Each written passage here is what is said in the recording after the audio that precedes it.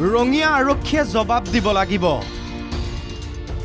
কালি এটা ল'ৰা নহা আছিল ইটাক গৰি তাৰমানে অফিচাৰে একো গুৰুত্ব দিয়া নাই যাৰখন ল'ব মোক অফিচাৰ ওলাই গাড়ী আছে ওলাই গাড়ী তেখেতে পইচা আছে নেকি তেখেতে পইচা আছে নেকি এটা চাঞ্চল্যকৰ ঘটনাৰ পাছত ৰঙিয়া থানাত এই উত্তেজনা। একাংশ উত্তেজিত ৰাইজে প্ৰশ্ন কৰিলে আৰক্ষীক, বিজেপিৰ নেতা বুলি শুনিলে পেটতে হাত ভৰি লুকাই নেকি ৰঙিয়া আৰক্ষীৰ? কাৰণ গেৰুৱা বাহিনীৰ সদস্যৰ বিৰুদ্ধে এজাহাৰ দিবলৈ গ'লে আৰক্ষীয়ে নলয়। ঘটনাৰ বিৱৰণী শুনক। 25 ডিচেম্বৰৰ ঘটনা। ৰঙিয়াৰ খৈৰাবাৰীৰ মালদাপাৰাত আশ্ৰমৰ কাষত বন্ধুৰ সৈতে পিকনিক খাবলৈ গৈছিল দক্ষিণ বৰদলৰ ধৰ্মেন্দ্ৰ নাথ নামৰ 21 বছৰীয়া এইজন যুৱক। পিকনিক খাই উভতি অহাৰ সময়তে এখন বাহনত খুন্দা মাৰিছিল ধৰ্মেন্দ্ৰৰ বাহনে। সামান্য সেই দুৰ্ঘটনাটোক লৈয়ে কাজিয়াৰ সূত্ৰপাত হৈছিল। ধৰ্মেন্দ্ৰই খুন্দিওৱা সেই গাড়ীখনৰ গৰাকী আৰু প্ৰায় 10জনীয়া যুৱকৰ এটা দলে বেয়াকৈ প্ৰহাৰ কৰিলে ধৰ্মেন্দ্ৰক। প্ৰহাৰ কৰিলে ধৰ্মেন্দ্ৰৰ আন এজন বন্ধুকো। কাৰখন হৈছিল হিমাংশু কাকতিৰ আছিল কাৰখন। কাৰখনত খুন্দা লগাৰ পিছতে তাক মাৰিলে। মাৰা ধৰাৰ পিছত আমি গ'লোঁ। মই যেতিয়া আগুৰিব গ'লোঁ মোকো মাৰিছে এইবিলাক। গোটেইবিলাক মাৰি কিনে এইবিলাকত লাটাইছে, এইবিলাকত মাৰিছে। দেখাব নোৱাৰা জেগাতো আছে। তাক মাৰি কিনে এতিয়া ল'ৰাজনো সি নাই, লগৰে মোৰ। ঘটনাৰ পাছত নিশাই ধৰ্মেন্দ্ৰৰ পৰিয়ালৰ লোক উপস্থিত হ'ল ৰঙিয়া থানাত। ঘটনাৰ বিষয়ে কৈ আৰক্ষীক দিলে এজাহাৰ। ৰঙিয়া আৰক্ষীয়ে ভুক্তভোগী পৰিয়ালৰ এজাহাৰ নলয়। ঘটনাৰ পিছদিনা ক্ষুব্ধ ৰাইজ ৰঙিয়া থানাত। ৰঙিয়া থানাৰ OC অজয় বৰ্মনৰ বিৰুদ্ধে ক্ষোভ উজাৰিলে ৰাইজে। তাৰ পাছতহে আৰক্ষীয়ে গ্ৰহণ কৰিলে এজাহাৰ। সিহঁতৰ গাড়ীত বোলে খুন্দা লাগিছিল, লগাৰ কাৰণে বাবুক মাৰধৰ কৰিছে। মাৰধৰ কৰি পেলাই পুখুৰীত ক'ৰবাত বোলে পেলাই দিছে। দি পেলাই এতিয়া বাবুজনক বিচাৰি পোৱা নাই। কালি ৰাতিও থানা পাইছোঁ, ইজানো থানাতে বৰ্তমানক গ'লে ৰাতিও থানাতে এজাহাৰ দিব গৈছিলোঁ, এজাহাৰ নল'লা। ৰঙিয়া থানাই কিয় এই ঘটনাৰ এজাহাৰ ল'বলৈ খোজা নাছিল সেয়া জানিব OC অজয় বৰ্মনে। কিন্তু অভিযুক্ত আক্ৰমণকাৰীৰ বিষয়ে জানিলে কিছু আভাস ৰাইজেও পাব।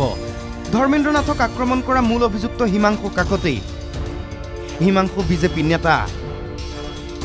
অভিযুক্ত অনুস্ময় কলিতা। অনুস্ময় কলিতা বিজেপি যুৱ মৰ্চাৰ ৰঙিয়া টাউন মণ্ডলৰ সভাপতি। অভিযুক্ত মণি কাকতি ৰামসেনাৰ সদস্য আছিল। আন এজন অভিযুক্ত বিকি লহকৰ। আক্ৰমণকাৰী কোন সকলো স্পষ্ট। ৰঙিয়া আৰক্ষীৰ অনুসন্ধানত সুবিধা হওক সেয়ে এই ফটোখন দেখুৱাইছোঁ। এই দলটোৱে সেইদিনা আছিল পিকনিকত। এতিয়া আক্ৰমণকাৰী আটায়ে পলাতক। ৰাইজে জবাবদিহি কৰোঁতে আৰক্ষী বিষয়া অজয় বৰ্মনে কৈছে, আমাক সময় দিয়ক, বিচাৰি উলিয়াম, ধৈৰ্য ধৰক। আমি ইনভেষ্টিগেট কৰিছোঁ, আমাক কিছু সময় লাগিব হয়নে কনক্লুজন এটা ড্ৰ কৰিবলৈ। আৰু যিমান পাৰে সোনকালে আমি এই বস্তুটো ল'ৰাটোক বিচাৰি ওলাম। এতিয়া চাৰ্কল চৰাই আহিছে, চাৰ্কল অফিচাৰ আছে অফিচ, তেখেতে এতিয়া ইতিমধ্যে কেছটো বুজিছে আৰু এতিয়া ডিটেইলটো বিচাৰিছে, বহি আছে। এতিয়া মই চাৰ্কল অফিচাৰৰ লগত বহি আলোচনা কৰিম কথাটো কেনেকৈ নেক্সট ষ্টেপ কি হ'ব এইটো বিষয়ে আমি আলোচনা কৰিম। সোনকালে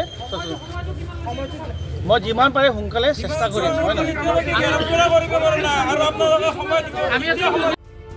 এই ফটোবোৰ পোৱাৰ পাছত দেখাৰ পাছত হয়তো দোষীক বিচাৰি উলিওৱাত সুবিধা হ'ব ৰঙিয়াৰ OCৰ। মাৰপিট হোৱা সেই ঘটনাৰ স্থানত অভিযান চলাইছে আৰক্ষী SDRFে।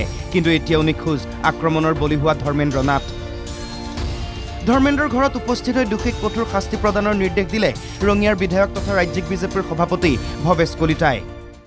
কিয় বাৰে বাৰে ৰাইজৰ কাঠগড়াত ৰঙিয়া আৰক্ষী? ত্ৰুটি ক'ত? ভুক্তভোগীৰ এজাহাৰ নলয়, এয়া কেনেকুৱা কথা? ইয়াৰ পূৰ্বেও ঘটিছিল এনে ঘটনা। স্বামীগৃহৰ নিৰ্যাতন সহ্য কৰিব নোৱাৰি ঘৰলৈ গুচি অহা মহিলাক আক্ৰমণ কৰিছিল স্বামীৰ নেতৃত্বত যোৱা গুণ্ডা বাহিনীয়ে। সেই আক্ৰমণকাৰীৰ বিৰুদ্ধে ব্যৱস্থা গ্ৰহণ নকৰি অভিযোগ দিয়া মহিলা আৰু ভগ্নীকহে উঠাই লৈ আনিছিল ৰঙিয়া আৰক্ষীয়ে। বাৰে বাৰে হৈছে এনেকুৱা। বাৰে বাৰে ৰঙিয়া থানাৰ আৰক্ষীৰ বিৰুদ্ধে প্ৰতিবাদ।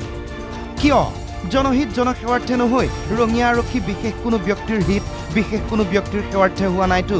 ৰঙিয়া আৰক্ষীয়ে জবাব দিব লাগিব। আৰক্ষী সঞ্চালক প্ৰধান ডাঙৰীয়া, আপুনিও চাব। ৰঙিয়াৰ পৰা নয়নজ্যোতি কলিতাৰ ৰিপৰ্ট, NKTV+।